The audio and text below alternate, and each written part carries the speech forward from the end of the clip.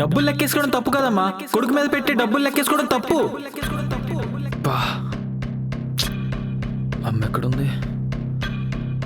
ఇప్పుడేముంటుంది ఏంటో. మా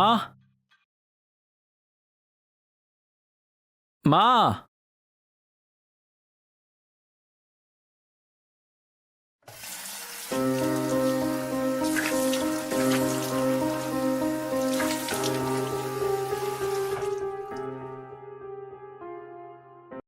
మీ కొడుకు మీకు నచ్చినట్టు ఉండాలంటే నాకు నచ్చినట్టు నన్ను వదిలేసేయాలి. నాకు నచ్చినట్టు నేను ఉండాలంటే మీకు నచ్చినట్టు నేను ఉండలేను.